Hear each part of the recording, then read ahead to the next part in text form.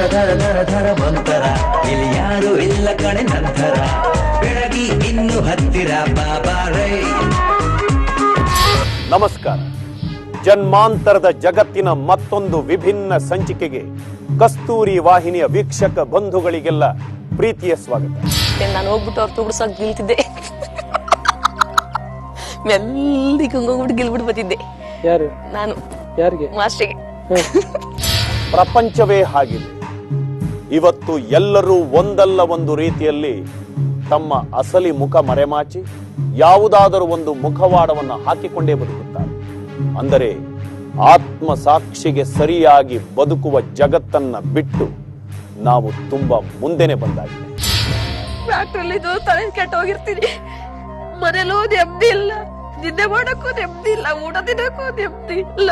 ಬದುಕ್ಬೇಕಲ್ಲ ಅಂತ ಏನೋ ಒಂಚೂರು ಸಿಕ್ಕಿ ತಿನ್ಕೊಂಡು ಜೀವನ ಮಾಡ್ತೀನಿ.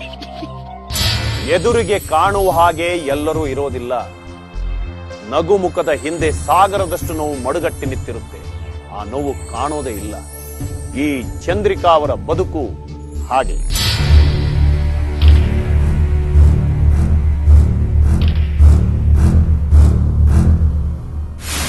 ಚಂದ್ರಿಕಾ ಅವರ ನಗು ಮತ್ತು ತಮಾಷೆ ಹಿಂದೆ ಅದೆಂತ ನೋವು ಅಡಗಿದೆ. ಆ ನೋವು ದಿಢೀರನೆ ಹೊರ ಬಂದಿದ್ದು ಹೇಗೆ ನೋಡಬನ್ನಿ.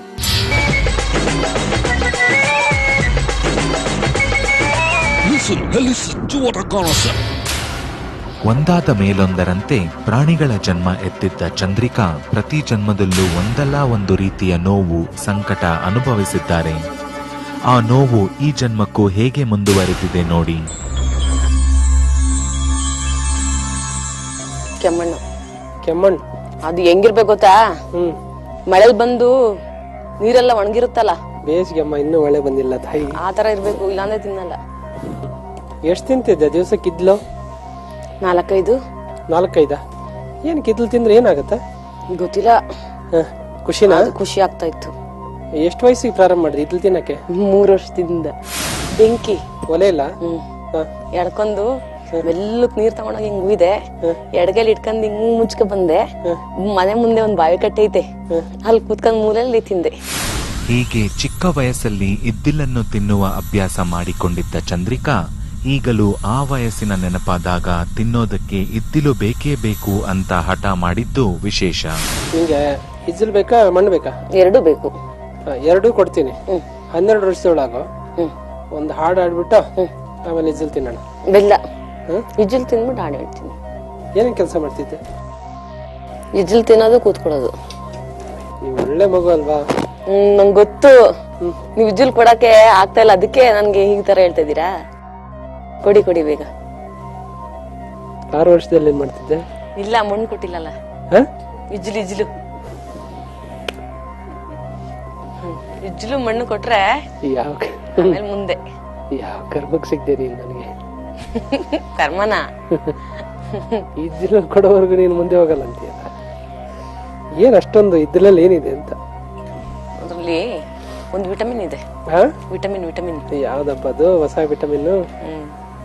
ವಿಟಮಿನ್ ನೀವು ಅಲ್ಲಿ ಉಜ್ಜಿದೀರಾ ಯಾವತ್ತಾದ್ರು ಇಜ್ಲಲ್ಲಿ? ಚಿಕ್ಕವನಾಗಿದ್ದಾಗ ಉಜ್ತಿದ್ದೆ. ಅವಾಗ ಒಂದ್ ಚೂರು ತಿಂದಿಲ್ವಾ ನೀವು? ಒಂದ್ ಚೂರು ತಿಂದಿರ್ಬೋದು. ಮತ್ತೆ ಟೇಸ್ಟ್ ಗೊತ್ತಿಲ್ವಾ ನಿಮ್ಗೆ? ಇರುತ್ತೆ. ಮತ್ತೆ ಹೇಳ್ತೀರಾ? ಕೊನೆಗೂ ಇದ್ದಿಲು ಕೊಡದೆ ಚಂದ್ರಿಕಾ ಅವರ ಮನೋಯಾನ ಮುಂದೆ ಸಾಗೋದೇ ಇಲ್ಲ. ಚಿತ್ರೀಕರಣ ಸಂದರ್ಭದಲ್ಲಿ ಎಲ್ಲಿಂದಲೋ ಇದ್ದಿಲನ್ನು ಹುಡುಕಿ ತಂದು ಕೊಟ್ಟಿದ್ದೂ ಆಯ್ತು. ಈಗ ಅಡ್ಜಸ್ಟ್ ಮಾಡಿ ಸ್ವಲ್ಪ ಕೊಡ್ತೀನಿ, ಜಾಸ್ತಿ ಕೊಡಕ್ ನನ್ನ ಹತ್ರ ಇಲ್ಲ. ಓಕೆ, ಅಷ್ಟಕ್ಕೆ ತಿಂದು ತೃಪ್ತಿಯಾಗಿ ನಾ ಹೇಳ್ದಂಗೆ ಕೇಳವ. ಆಯ್ತು.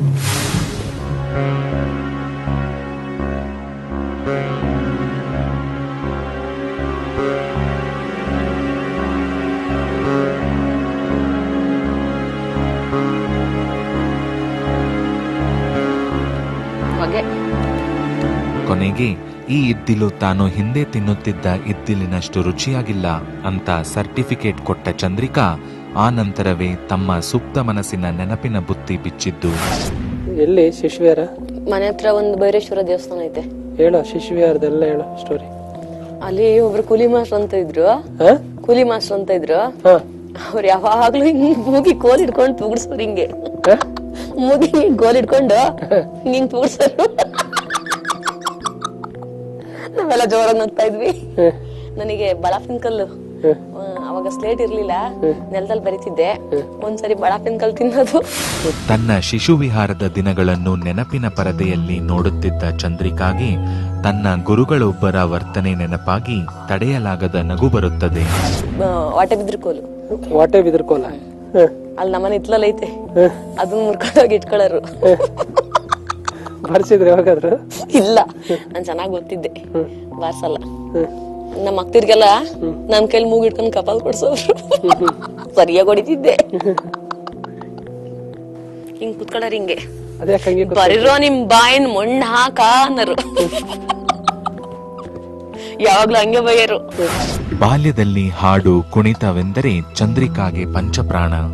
ಮನೋಯಾನದ ನೆನಪು ಹೋದಾಗ ಚಂದ್ರಿಕಾ ಹೆಜ್ಜೆಗಳು ತಮ್ಮಷ್ಟಕ್ಕೆ ತಾನೇ ಕುಣಿದಾಡತೊಡಗುತ್ತವೆ. ಧರ ಧರ ಧರ ಧರ ಒಂಥರ, ಇಲ್ಲಿ ಯಾರು ಇಲ್ಲ ಕಣೆ ನಂತರ. ಬೆಳಗಿ ಇನ್ನು ಹತ್ತಿರ ಬಾಬಾ ರೈ.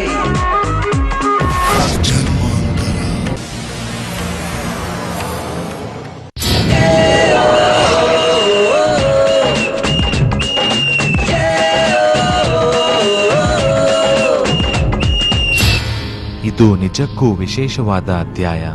ಚಂದ್ರಿಕಾ ಅವರ ಮನಸ್ಸಲ್ಲಿ ಮಡುಗಟ್ಟಿದ್ದ ಭಾವುಕ ಘಟನೆಗಳೆಲ್ಲ ಹೀಗೆ ಕುಣಿತವಾಗಿ ಹೊರಗೆ ಬರುತ್ತದೆ.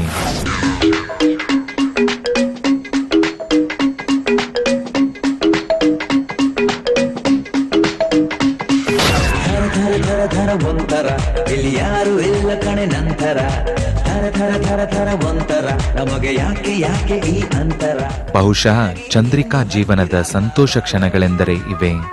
ಆ ನಂತರ ಬದುಕಲ್ಲಿ ಬೀಸಿದ್ದು ಬರೀ ಬಿಸಿಗಾಳಿ, ಅದು ಕೆಲವೊಮ್ಮೆ ಬೆಂಕಿಯಾಗಿಯೂ ಕಾಡುತ್ತದೆ. 14 ವಯಸ್ಸಲ್ಲಿ ಬೆಂಗಳೂರಿಗೆ ಬಂದು ಬಾಟಾ ಕಂಪ್ನಿಗೆ ಜಾಯಿನ್ ಆದೆ ಕೆಲಸಕ್ಕೆ. ಬರೀ 205 ರೂಪಾಯಿ ಸಂಬಳ ಕೊಡೋರು ತಿಂಗಳಿಗೆ. ತುಂಬಾ ಕಷ್ಟ. ಆಮೇಲೆ ಒಂದು ಆಂಜನೇಯ ಸ್ವಾಮಿ ಟೆಂಪಲ್ ಇದೆ, ಅಲ್ಲಿ ರಾಜಾರಾಮ್ ಫ್ಯಾಕ್ಟ್ರಿ ಅಂತ ಇದೆ, ಅಲ್ಲಿ ಒಂದು ಆಂಜನೇಯ ಸ್ವಾಮಿ ಟೆಂಪಲ್ ಇದೆ. ಅಲ್ಲಿ ಹೋಗಿ ಹತ್ಕೊಂಡು ಕೂತಿದ್ದೆ ನಾನು. ದೇವ್ರೆ, ನನಗೆ ಈ ತರ ಪರಿಸ್ಥಿತಿ ಐತಲ್ಲ, ನಾನು ಏನ್ ಮಾಡ್ಬೇಕಾ, ನಾನು ಹೆಂಗ್ ಜೀವನ ಮಾಡ್ಲಿ. ಊರಲ್ಲಿ ನೋಡಿದ್ರೆ ಅಣ್ಣ ಅದಕ್ಕೆ ತುಂಬಾ ಕಷ್ಟ ಕೊಡ್ತಾರೆ. ಅಣ್ಣ ಒಳ್ಳೆಯವರು, ಅದಕ್ಕೆ ಕಷ್ಟ ಕೊಡೋರು, ತುಂಬಾ ಹಿಂಸೆ ಇಕ್ಕೋರು. ಅದಕ್ಕೆ ನಮ್ಮನ್ನ ಯಾರು ಪ್ರೀತಿಯಿಂದ ನೋಡ್ಕೊಳ್ತಾನೆ ಇರ್ಲಿಲ್ಲ. ಜನಗಳೆಲ್ಲ ತುಂಬಾ ಕೆಟ್ಟ ರೀತಿನೇ ನೋಡೋರು ನಮ್ಮನ್ನ. ನಾವು ಒಳ್ಳೆಯವ್ರಾಗ ಬಿಡ್ತಾನೆ ಇಲ್ಲ ಜನಗಳು. ನಾವು ಎಷ್ಟೇ ಒಳ್ಳೆತನ ಇದ್ರೂ ಕೆಟ್ಟ ಮಾತಾಡೋದಕ್ಕೂ ಮಾಡೋದು ಅದೆಲ್ಲ ಮಾಡ್ತಾರೆ. ಯಾವ ತರ ಕೊಂಗ್ ತೆಗಿತಿದ್ರು ಜನ? ಯಾರ ಜೊತೆ ಆದ್ರೂ ಹುಡುಗ್ರ ಜೊತೆ ಮಾತಾಡಿದ್ರೆ ಅವನ ಜೊತೆನೆ ಹೋಗ್ತಾಳೆ, ಅಲ್ದೋಗ್ತಾಳೆ, ಇಲ್ಲೋಗ್ತಾಳೆ, ಬರೀ ಸುಳ್ಳು ಕತೆಗಳೇ ಕಟ್ಟವ್ರು. ತುಂಬು ಕುಟುಂಬದಲ್ಲಿ ಕಷ್ಟವು ಅದೇ ರೀತಿಯಲ್ಲಿ ತುಂಬಿ ತುಳುಕಾಡುತ್ತಿತ್ತು. ಚಂದ್ರಿಕಾಗೆ ಊರು ಬಿಡುವುದರ ಹೊರತು ಬೇರೆ ದಾರಿ ಕಾಣಲೇ ಇಲ್ಲ. ನಮ್ಗೆ ಅಮ್ಮ ಇಲ್ಲ, ಅಮ್ಮ ಸತ್ತೋಗಿದೆ. ಅದಕ್ಕೆ ಅಪ್ಪನೂ ನಮ್ದೇನೋ ಅಷ್ಟು ಚೆನ್ನಾಗಿ ನೋಡ್ಕೊಳ್ತಾ ಇರಲಿಲ್ಲ, ತುಂಬಾ ಕಷ್ಟ ಕೊಡೋರು. ಆಮೇಲೆ ಯಾರೋ ಹೇಳಿದ್ರು ಒಂದು ಫ್ಯಾಕ್ಟ್ರಿಗೆ ಎಲೆಕ್ಟ್ರಾನಿಕ್ಸ್ ತರ ಅಲ್ಲಿ ಹೋಗಿ ಸೇರ್ಕೊ ಅಂತ. ಅಲ್ಲಿ ಸೇರ್ಕೊಂಡೆ 1,500 ರೂಪಾಯಿ ಸಂಬಳ ಕೊಟ್ರು. 1,500 ರೂಪಾಯಿ ಸಂಬಳ ಬಂದ ತಕ್ಷಣ ಆಂಜನೇಯ ಸ್ವಾಮಿಗೆ ಹೋಗಿ ಪೂಜೆ ಮಾಡಿಸ್ದೆ. ಅದೇ ಸಂಬಳದಲ್ಲಿ ಬಂದ್ಬಿಟ್ಟು ಆಂಜನೇಯ ಸ್ವಾಮಿದೊಂದು ಫೋಟೋ ತಂದು ಮನೇಲಿ ಇಟ್ಕೊಂಡೆ. ಡೈಲಿ ಪೂಜೆ ಮಾಡ್ತಾ ಬರ್ತಾ ಬರ್ತಾ ಬರ್ತಾ ತುಂಬಾ ಒಳ್ಳೇದಾಯ್ತು ನನಗೆ. 205 ರೂಪಾಯಿ ಸಂಬಳದಿಂದ ಇವಾಗ 20,500 ರೂಪಾಯಿ ಸಂಬಳಕ್ಕೆ ಬಂದಿದ್ದೀನಿ. ಕೆಲಸ ಹುಡುಕಿಕೊಂಡು ಬೆಂಗಳೂರಿಗೆ ಬಂದ ಚಂದ್ರಿಕಾಗೆ ತುಂಬಾ ದಿನಗಳ ಕಷ್ಟದ ನಂತರ ಸಾಧಾರಣ ಸಂಬಳದ ಒಂದು ಕೆಲಸವೂ ಸಿಗುತ್ತದೆ. ಈ ಹಂತದಲ್ಲಿ ರಾಜು ಎನ್ನುವ ವ್ಯಕ್ತಿಯ ಪರಿಚಯವೂ ಆಗುತ್ತದೆ. ಪರಿಚಯ ಆಯ್ತು, ಮದುವೆ ಮಾಡ್ಕೊಂಡ್ವಿ. Love marriage. ಎಷ್ಟು ವರ್ಷ ಲವ್ ಮಾಡಿದ್ರಿ? ವರ್ಷ ಗಿರ್ಷ ಲವ್ ಮಾಡಿಲ್ಲ. ಅಲ್ಲಿ ಪಾರ್ಕ್ ಆತರ ಏನು ಹೋಗಿಲ್ಲ. ನೋಡಿದ ತಕ್ಷಣ ಒಪ್ಪಿಸಿ ಮದುವೆ ಮಾಡ್ಕೊಂಡ್ವಿ. ಅವ್ರ ಮೇಲೆ ಒಪ್ಪಿದ್ರು, ನಮ್ಮಲ್ಲಿ ಒಪ್ಪಿದ್ರು, ಮದುವೆ ಮಾಡಿಸಿದ್ರು. ಬಟ್ ನಾನೇ ಹುಡುಗನ್ ನೋಡಿದ್ ಫಸ್ಟ್. ಪ್ರೀತಿಸಿದವನನ್ನೇ ಮದುವೆ ಆಗಿದ್ದಾಯ್ತು. ಸುಂದರ ಕುಟುಂಬಕ್ಕೆ ಒಂದು ಹೆಣ್ಣು ಮಗುವಿನ ಪ್ರವೇಶವೂ ಆಯ್ತು. ಎಲ್ಲಾ ಸರಿ ಹೋಯ್ತು ಅನ್ನುವ ಹೊತ್ತಿಗೆ ಭೂತವಾಗಿ ಕಾಡಿದ್ದು ಗಂಡನ ಅನುಮಾನದ ಭೂತ. ಬಟ್ ಫ್ಯಾಮಿಲಿಯಲ್ಲಿ ಅಂಡರ್ಸ್ಟ್ಯಾಂಡ್ ಇಲ್ಲ, ತುಂಬಾನೇ ಹಿಂಸೆ. ಒಬ್ರ ಹತ್ರ ಮಾತಾಡಿದ್ರೆ ಹೊಡಿಯೋದು, ನೀನ್ ಯಾವನ್ ಜೊತೆ ನೋಡ್ಕೊಂಡಿದ್ಯಾ, ಆ ಥರ ಎಲ್ಲ ತುಂಬಾ ಕೆಟ್ಟದಾಗಿ ಇದು ಮಾಡ್ತಾರೆ. ಅದೆಲ್ಲ ನಾನು ಯಾರ ಹತ್ರ ಹೇಳ್ಕೊಳಕ್ ಆಗ್ತಾ ಇಲ್ಲ. ತುಂಬಾ ಇಷ್ಟು ದಿವಸ ನಾನು ತುಂಬಾ ಅನುಭವಿಸಿದೀನಿ. ಶೂಕಲೆಲ್ಲ ಹೊಡೆದು, ತಲೆಗೆಲ್ಲ ಹೊಡೆದು, ಮೂಗಲೆಲ್ಲ ಬ್ಲಡ್ ಬಂದಿತ್ತು. ಒಂದ್ ಒಳ್ಳೆ ಸೀರೆ ಉಟ್ಕೊಂಡು ಹೋದ್ರೂ ತುಂಬಾ ಪ್ರಾಬ್ಲಮ್. ಈಗ್ಲೂ ಅದೇ ತರ ಹಿಂಸೆ ಆಗ್ತಿತ್ತು. ಹಸಿವಿನ ಕಷ್ಟ ತಡೆದುಕೊಳ್ಳಬಹುದು, ಬಡತನದ ಬೇಗೆ ಸಹಿಸಿಕೊಳ್ಳಬಹುದು. ಆದರೆ ಅನುಮಾನದ ಪಿಶಾಚಿ ಕಣ್ಣು ಮುಚ್ಚಾಲೆ ಆಟವಾಡಲು ಆರಂಭಿಸಿದರೆ ಬದುಕು ನರಕಕ್ಕಿಂತ ಕಡೆಯಾಗಿ ಬಿಡುತ್ತದೆ. ಚಂದ್ರಿಕಾ ಯಾರಿಗೂ ಹೇಳಿಕೊಳ್ಳಲಾಗದೆ ಒಳಗೊಳಗೆ ನುಂಗಿಕೊಂಡಿದ್ದ ನೋವು ಸ್ಫೋಟಗೊಂಡಿದ್ದು ಹೀಗೆ. ನಾನು ತುಂಬಾ ಇಷ್ಟಪಡೋದು ಆಂಜನೇಯ ಸ್ವಾಮಿ ಚೌಡೇಶ್ವರಿ ಅಂತ ಒಂದು ದೇವರಿದೆ. ಆ ದೇವ್ರನ್ನ ತುಂಬಾ ಇಷ್ಟಪಡ್ತೀನಿ. ದೇವ್ರೇ ನನ್ನ ಪರಿಸ್ಥಿತಿ ಹಿಂಗ ಆಯ್ತಲ್ಲ ಅಂತ ಹೇಳ್ಬಿಟ್ಟು ಎಷ್ಟೋ ಸರಿ ಬಳಗ ಜಲ ಕುಟ್ಕೊಂಡು ತಿದ್ದಕ್ಕೆಲ್ಲ ಹೋಗಿ ಸಾಯಕ್ಕೆ ನಾನ್ ಚೆನ್ನಾಗಿಲ್ಲ, ನೀನ್ ಕೋದಿದ್ದಾಗಿದ್ಯಾ ಕದೆ ನೀನ್ ಯಾವ್ಯಾವನ್ನ ನೋಡ್ಕೋತೀನಿ ನಮ್ಷ್ಟು ಸರಿ ಅಂತ ಸಿಕ್ಕಾಬಟ್ಟೆ ಹಿಂಸೆ ನನ್ ಗಂಡನ್. ಎಷ್ಟೇ ಕಷ್ಟ ಬಂದ್ರು ನಾನು ಹೊರಗಡೆ ಜನ ತೋರಿಸ್ಕೊಳಲ್ಲ. ನಗ್ಕೊಂಡು ನನ್ನ ನೋವು ನಾನೇ ತಿದ್ಕೊಂಡು ಆದ್ರೆ ನೋಡೋರ್ಗೆ ನಗ್ನಗ್ತಾನೆ ಇರ್ತೀನಿ. ಎಲ್ರು ಅನ್ಕೊಂಡಿರ್ತಾರೆ ನಾನು ತುಂಬಾ ಸುಖವಾಗಿದ್ದೀನಿ, ನಾನು ತುಂಬಾ ಚೆನ್ನಾಗಿದ್ದೀನಿ, ಇವಳಿಗೆ ಏನೋ ಪ್ರಾಬ್ಲಮ್ ಇಲ್ಲ ಅಂತ. ಆದ್ರೆ ನನ್ನ ನೋವು ನಾನೇ ತಿಳ್ಕೊಂಡು ಎಲ್ಲರೂ ಒಬ್ಳೆ ಕೂತಿರುವಾಗ ದೇವ್ರಿಗೆ ನಾನೇ ಹೇಳ್ಕೊಂಡು ಹತ್ಕೊಂಡು ದೇವ್ರೆ ಯಾಕಪ್ಪ ನನಗಿಂತ ಸ್ಥಿತಿ ಕೊಟ್ಟಿದ್ದ, ನಾನು ಮಾಡಿದ್ರೆ ರಥಗಳೇ ಇಲ್ಲ. ಪತಿ ರಾಜು ಬೇರೆಲ್ಲ ರೀತಿಯಲ್ಲಿ ಒಳ್ಳೆಯ ಗಂಡನೇ.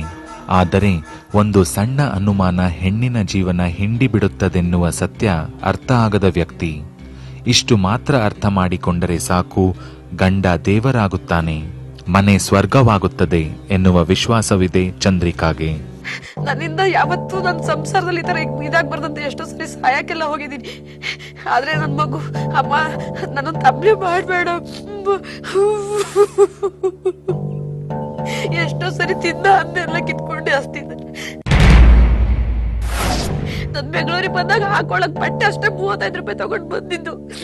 ಎಲ್ಲಾನು ಸಂಬಂಧ ಮಾಡಿದೀನಿ, ಒಳ್ಳೆ ಸಂಬಳ ಅದು ಇದು ಎಲ್ಲ 1 ರೂಪಾಯಿ ವೇಸ್ಟ್ ಮಾಡಿದೀನಿ.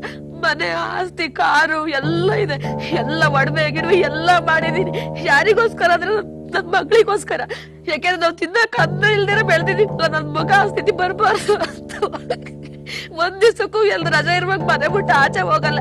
ಒಂದ್ ಪಿಕ್ಚರ್ ಇದುವರೆಗೂ ಥಿಯೇಟರ್ ಹೋಗಿ ಒಂದ್ ಪಿಕ್ಚರ್ ನೋಡಲ್ಲ. ಮನೇಲೂ ಅಷ್ಟೇ ಕೆಲಸ ಮುಗಿಸ್ಕೊತೀನಿ, ಕೆಲ್ಸದಿಂದ ಬಂದ್ರೆ ಮನೆ ಕೆಲ್ಸಗಳೇ ಆಗೋಗ್ತವೆ.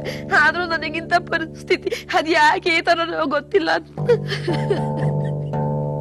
ಚಂದ್ರಿಕಾಗೆ ಗಂಡನೆಂದರೆ ಅಗಾಧ ಗೌರವ ಇದೆ, ಬೆಟ್ಟದಷ್ಟು ಪ್ರೀತಿ ಇದೆ. ಆದರೆ ಒಂದು ಅನುಮಾನ ಇಬ್ಬರ ಬದುಕಿಗೆ ಕೊಳ್ಳಿ ಇಟ್ಟಿದೆ ನೋಡಿ.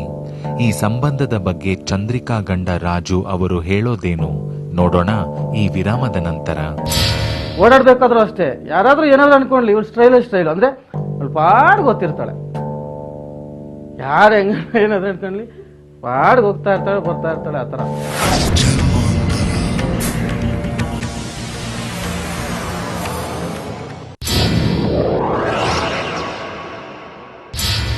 ಚಂದ್ರಿಕಾ ಈಗ ಉತ್ತಮ ಕೆಲಸದಲ್ಲಿದ್ದಾರೆ, ಒಳ್ಳೆ ಸಂಬಳ ಇದೆ. ತುಂಬಾ ಕೆಟ್ಟಾಗೆಲ್ಲ ಮಾತಾಡ್ತಾರೆ. ನನಗೆ ಕೆಟ್ಟದಾಗ ಮಾತಾಡೋದು ಅದೆಲ್ಲ ಇಷ್ಟ ಇಲ್ಲ. ತುಂಬಾ ಅಂದ್ರೆ ತುಂಬಾ ಹೊಸ್ಟಾಗಿ ಮಾತಾಡ್ತಾರೆ ನನ್ ಬಗ್ಗೆ. ನನ್ ಗಂಡ ಎಲ್ಲರಿಂದನೂ ನನಗೆ ತುಂಬಾನೇ ನೋವಾಗುತ್ತೆ. ಆದ್ರೂ ನಾನು ನಗ್ನಗ್ತಾ ಇರ್ತೀನಿ. ಯಾಕೆಂದ್ರೆ ನನ್ ಮನೆ ಗುಟ್ಟು ಹೊರಗಡೆ ಬರ್ಬಾರ್ದಲ್ವಾ. ಅದಕ್ಕೆ ಇದುವರೆಗೂ ನನ್ ಪ್ರಾಬ್ಲಮ್ ಯಾರ ಹತ್ರ ಹೇಳ್ಕೊಂಡಿಲ್ಲ. ನಾನು ಯಾರಿಗೂ ಕೆಟ್ಟದ್ ಬಯಸಿಲ್ಲ ಇದುವರೆಗೂ. ನನ್ ತಗೊಳ್ಳೋ ಸಂಬಳದಲ್ಲಿ ಎಷ್ಟೋ ಜನಕ್ಕೆ ಮದ್ವೆ ಮಾಡ್ಸಿದೀನಿ, ಅವ್ರ ಸಂಸಾರ ಚೆನ್ನಾಗಿರ್ಲಿ ಅಂತ. ಕೆಲವ್ರಿಗೆ ಬಟ್ಟೆ ಕೊಡ್ಸಿದೀನಿ, ಮದ್ವೆ ಮಾಡ್ಸಿದೀನಿ, ಅಷ್ಟೇ ನನಗೆ ಊಟ ಹಾಕಿದೀನಿ, ಕೆಲವ್ರಿಗೆ ಓದಕ್ಕೆಲ್ಲ ದುಡ್ಡು ಕೊಟ್ಟಿದೀನಿ. ಆದ್ರೆ ನಾನು ಮಾಡ್ದೆ ಅಂತ ಯಾರ ಕೈಲೂ ಹೇಳ್ಕೊಳಲ್ಲ. ಚಂದ್ರಿಕಾ ಒಳ ಮನಸ್ಸಿನ ನೋವು ಗಂಡನ ಮೇಲಿನ ದೂರಲ್ಲ, ಇಲ್ಲಿ ದ್ವೇಷವಿಲ್ಲ, ತನಗೆ ಗೊತ್ತಿಲ್ಲದೆ ಬಂದು ಹುದುಗಿದ್ದ ಭಾವನೆ. ಗಂಡ ಅನುಮಾನವೊಂದನ್ನು ಬಿಟ್ಟರೆ ಸಾಕೆನ್ನುವ ಪ್ರಾರ್ಥನೆ. ಆದರೆ ಗಂಡನಿಗೆ ಚಂದ್ರಿಕಾ ಅವರಲ್ಲಿ ಕಂಡಿರುವ ಲೋಪವೇ ಬೇರೆ.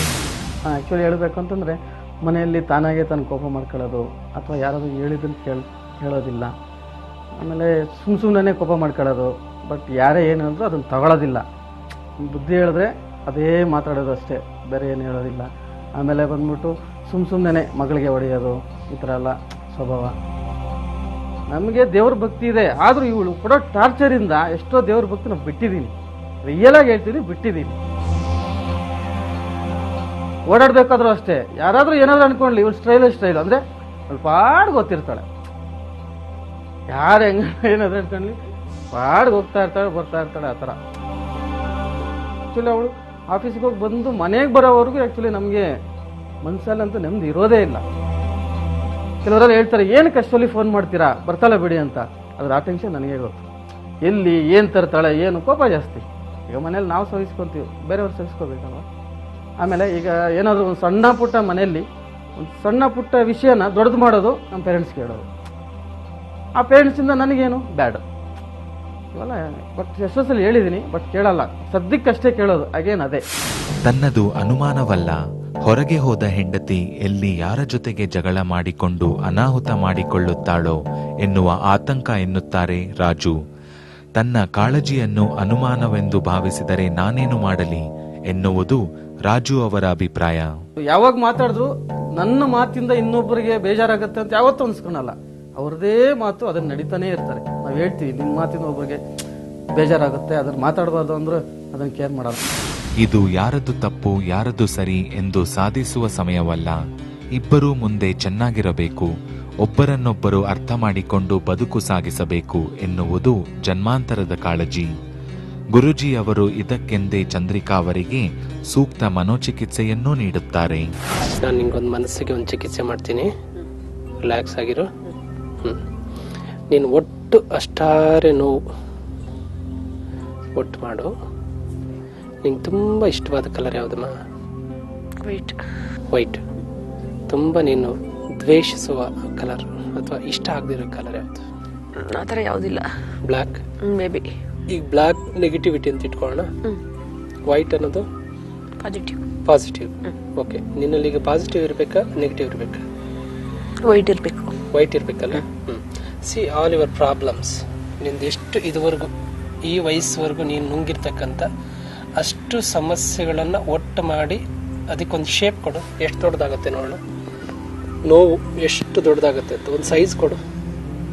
ಒಂದು ದೊಡ್ಡ ಬಲೂನ್ ಥರ ಬರ್ಬೋದಾ? ಬೆಟ್ಟ ಇದೆಯಾ? ಓಕೆ, ಈಗ ನಿನ್ ಬದುಕಲ್ಲ ಬೇಕಾ? ಏನಾಗ್ಬೇಕು? ಚಿಂದಿಯಾಗಿ ಅಣುವಾಗಿ ಸಂಪೂರ್ಣ ಭಸ್ಮ ಆಗಿ ಏನು ಇಲ್ಲದೆ ಝೀರೋ ಆಗ್ಬೇಕು, ಹೌದಲ್ಲ? ಆ ಕೆಲಸ ಯಾವ್ದು ಮಾಡುತ್ತೆ? ಎಲ್ಲಿಟ್ಟಿದ್ಯಾ? ಸರಿಯಾಗಿ ಸೆಂಟ್ರಲ್ ಕೆಳಗಡೆ ಇಟ್ಟಿದ್ಯಾ ಸುರಂಗದಲ್ಲಿ? ಓಕೆ, ಅದರದ್ದು ಸ್ವಿಚ್ ಆನ್ ಮಾಡಿ ರಿಮೋಟ್ ಇಟ್ಕೊ ನೀನು. ಗುರೂಜಿ ಅವರು ಚಂದ್ರಿಕಾ ಅವರ ಎಲ್ಲಾ ಜನ್ಮಗಳಿಂದ ಹರಿದು ಬಂದಿದ್ದ ಸಮಸ್ಯೆಗಳನ್ನೆಲ್ಲ ಮನಸ್ಸಲ್ಲಿ ಬೆಟ್ಟದ ರೂಪಕ್ಕೆ ಪರಿವರ್ತನೆ ಮಾಡ್ತಾರೆ. ಅದನ್ನು ಸ್ವತಃ ತಾನೇ ಸ್ಫೋಟಿಸಿದಾಗ ಚಂದ್ರಿಕಾಗೆ ಸಮಸ್ಯೆಗಳೆಲ್ಲ ಮಂಜಿನ ಹಾಗೆ ಕರಗಿ ಕಣ್ಮುಂದೆ ಶುಭ್ರವಾದ ಆಕಾಶ ಕಾಣಿಸಿದ ಅನುಭವ ಆಗಿತ್ತು. 4, 3, 2, 1, 0.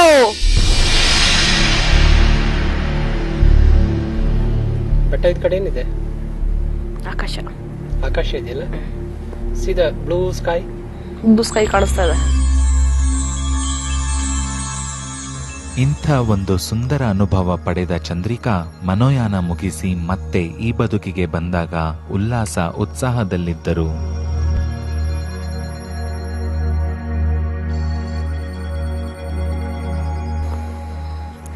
ಖುಷಿ ಸ್ಥಿತಿ. ಥ್ಯಾಂಕ್ ಯು ಗುರುಜಿ.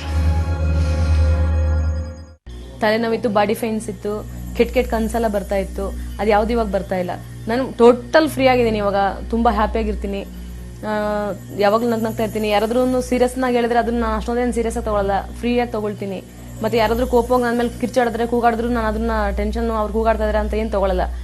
ಅದನ್ನ ಕೂಲಾಗಿ ತಗೊಂಡು ಅದನ್ನೆಲ್ಲ ಹ್ಯಾಂಡಲ್ ಮಾಡ್ತೀನಿ. ಸ್ವಲ್ಪ ಬಿಹೇವ್ ಚೇಂಜ್ ಆಗಿದೆ, ಬಟ್ ಇನ್ನೂ ಚೇಂಜ್ ಆದರೆ ಖಂಡಿತ ನನಗೂ ಅಗ್ರಿ. ಬಟ್ ತುಂಬ ಖುಷಿ ಆಗುತ್ತೆ.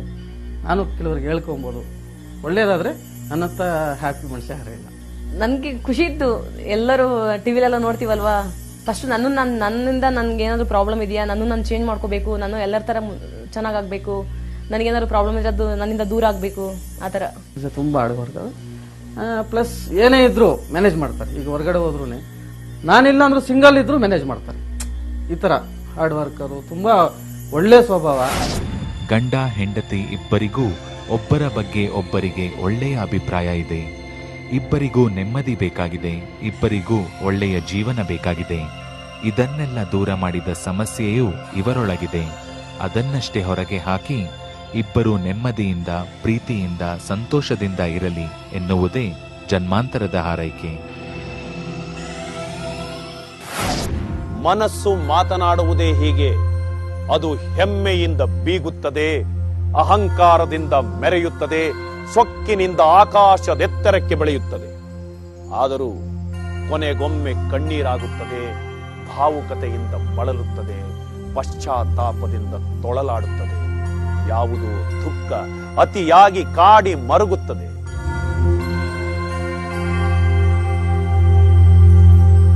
ಜನ್ಮಾಂತರ ಮನಸ್ಸಿನ ಕನ್ನಡಿ. ಆ ಮನಸ್ಸನ್ನ ಕಸಿ ಮಾಡಿ ಅಲ್ಲೊಂದು ಫಲವತ್ತಾದ ಬದುಕನ್ನು ಬೆಳೆಯಬೇಕೆನ್ನುವುದೇ ಇದರ ಉದ್ದೇಶ. ಇಂಥ ಹಿನ್ನೆಲೆಯಲ್ಲಿ ಸಾಗಿ ಬಂದಿದೆ ಜನ್ಮಾಂತರದ ಮತ್ತೊಂದು ವಿಶೇಷ ಸಂಚಿಕೆ. ಈ ಜನ್ಮದಲ್ಲಿ ಕ್ರೀಡಾಪಟುವಾಗಲು ಕಾರಣ ಹಿಂದಿನ ಜನ್ಮ. ತುಂಬಾ ಓಡ್ತಿದ್ದೆ. ಈ ಸ್ಪೀಡ್ ಭಯದಿಂದ ಬಂದಿದ್ದು. ಜಿಂಕೆಯ ಜನ್ಮ ಈ ಜನ್ಮದಲ್ಲಿ ಓಟಗಾರನಾಗಲು ಕಾರಣವಾದ ವಿಚಿತ್ರ. ಜಿಂಕೆ ಬೇಕು ಅನ್ನೋದೇ ಒಂದು ಬಿಟ್ರೆ ಹೆಂಗಸರಿಂದ ತೊಂದರೆಯಾಗುವ ವಿಶೇಷ ಹಿನ್ನೆಲೆ. ಅದು ಲೇಡೀಸ್ ಬಗ್ಗೆನೇ ಈ ತರ ಪ್ರಾಬ್ಲಮ್ ಆಯ್ತು. ಊರಲ್ಲೆಲ್ಲ ಕೆಟ್ಟ ಹೆಸರು. ಈ ವಿಭಿನ್ನ ಸಂಚಿಕೆಗಾಗಿ ತಪ್ಪದೆ ನೋಡಿ ಜನ್ಮಾಂತರದ ಮುಂದಿನ ಸಂಚಿಕೆ. ನಮಸ್ಕಾರ.